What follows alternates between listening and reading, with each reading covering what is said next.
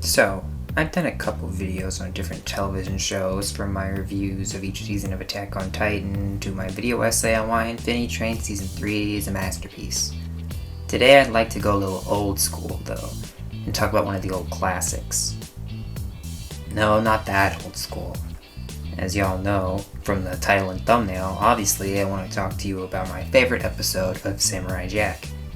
That show started back in August of 2001. Which is why I consider it old school, since it's been nearly 2 decades now. The episode I'd like to discuss, though, isn't so old school, though it is animated as such.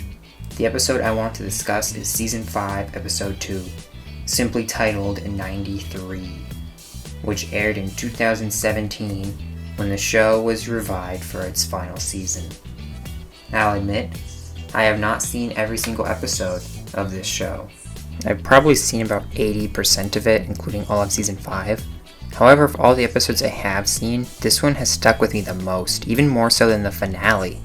In this episode, for the first time, Samurai Jack faces off against humans, though for most of the episode he doesn't realize it. This episode is when they show us just how dark Season 5 was going to get, and what a way to do it too. The episode opens with a somewhat humorous depiction of Aku, who's so sick and tired of Samurai Jack's existence that on the outside he pretends not to care about him at all, not even placing his faith in the scientist's newest weapon. On the inside though, as seen by his discussion with his therapist, literally himself, Samurai Jack's persistence deeply troubles him. It is obvious to him at this point that nothing can stop Samurai Jack, leading him to wish that someone could just take care of the problem for him. This exchange was somewhat humorous and offers some insight into Aku after 50 years passing since we last saw him in Season 4.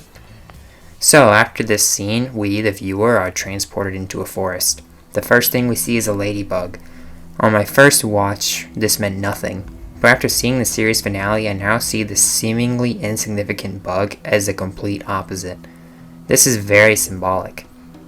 As I said, this episode is when they show just how dark this season planned to get.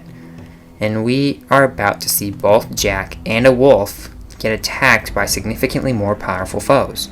This ladybug, however, as seen in the finale, is a symbol of hope, of the idea that beauty does exist in this world despite its pains, despite suffering, a lesson we have to remember as Jack enters perhaps the bleakest fight of his life.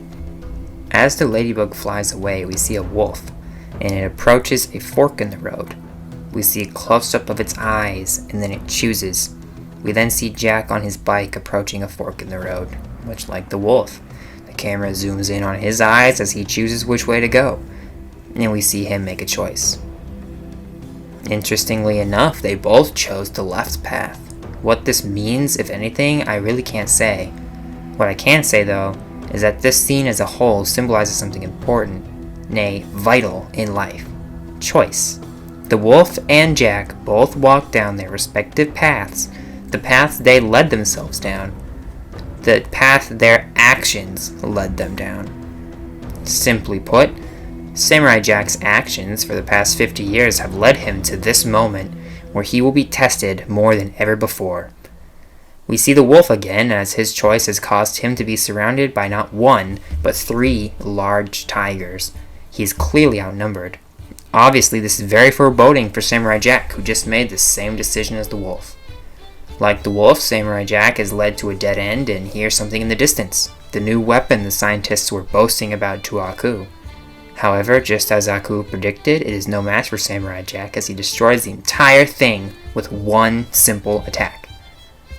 For a moment, as Samurai Jack begins to ride off, you think this scene was meant to symbolize just how formidable of an opponent Samurai Jack is. In one foul swoop, he destroyed that entire machine. In one swift action, he has proven why Aku is in such a depressed, hopeless state. Clearly, if the scientist's greatest weapon could not even last 10 seconds, nothing can stop Samurai Jack. Until Samurai Jack, not paying attention, rides into a wire trap, destroying his bike in the process as multiple assassins, the ones introduced in the previous episode, emerge from the tree line and attack, stripping him of most of his armor. As he pulls out his gun and fires a volley in retaliation, screaming, we return to the wolf. As I said, the wolf is vastly outnumbered as well, but is fighting nonetheless, much like Jack, and is taking quite a beating. Things aren't looking good. Naturally, the same goes for Samurai Jack, who is vastly outnumbered and being attacked on all sides. Not even by 3, but by 7 different assassins. He sets off grenades and takes advantage of the brief moment of chaos to hide under some rubble of the weapon he just had destroyed previously. The dialogue that follows, the only conversation in the remainder of the entire episode, offers us, like it did Aku, a look at Jack as he too talks to himself.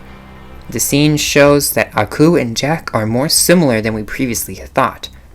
Both are facing a foe that is, as far as they are aware, unrelenting. Just as Aku is unaware that Jack has lost his sword, the only way to kill Aku, Jack is unaware that Aku has all but given up with trying to kill him. Both are in situations they see as unwinnable, and both are struggling to find a way out.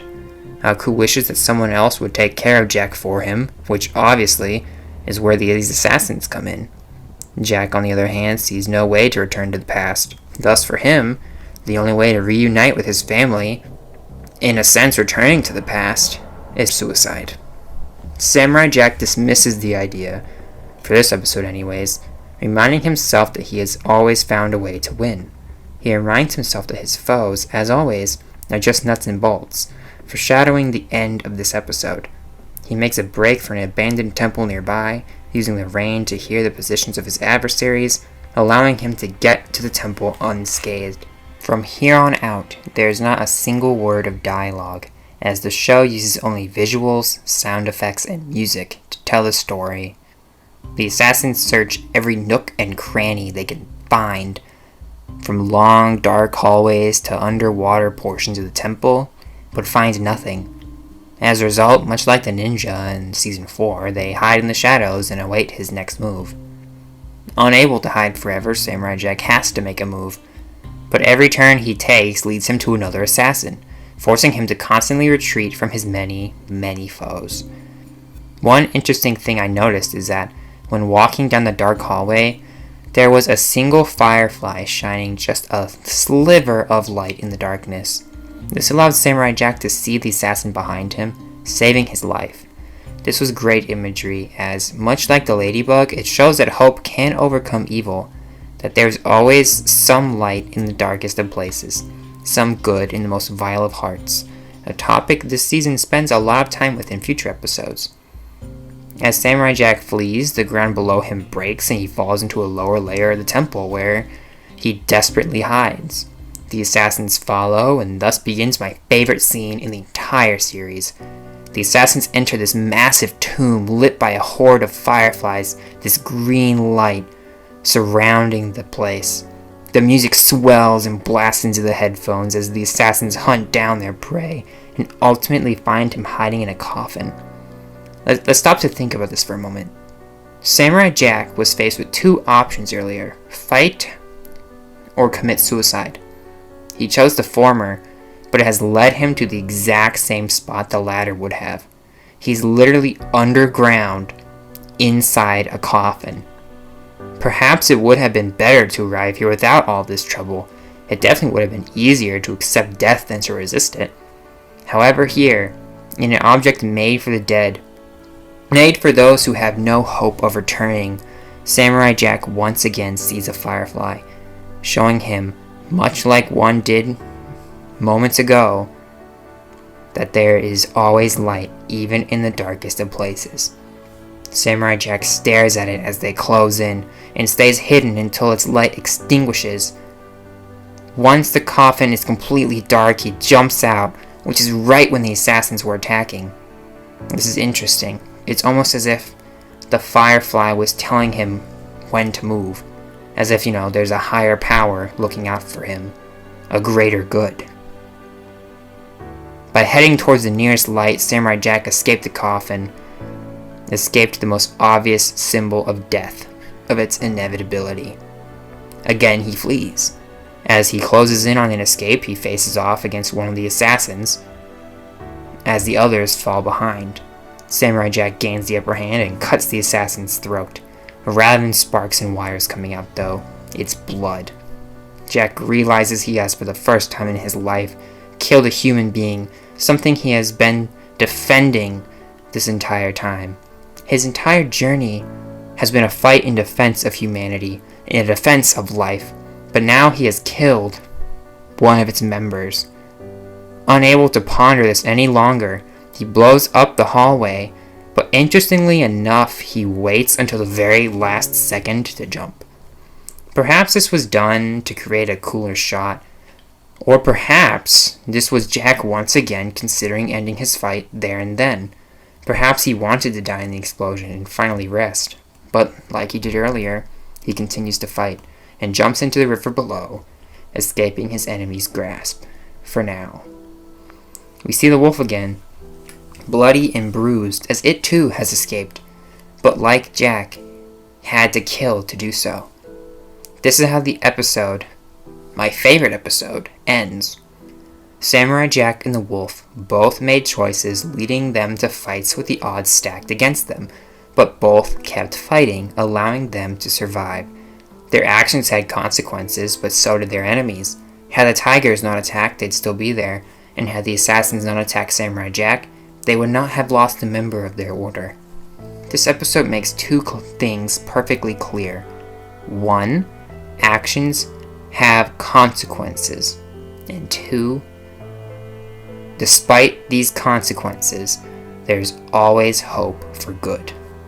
Sure, these aren't the most original messages, but they're presented in an amazing way. This is why XCIII, or 93, is my favorite episode of Samurai Jack. One I suggest you watch, fan of the show or not.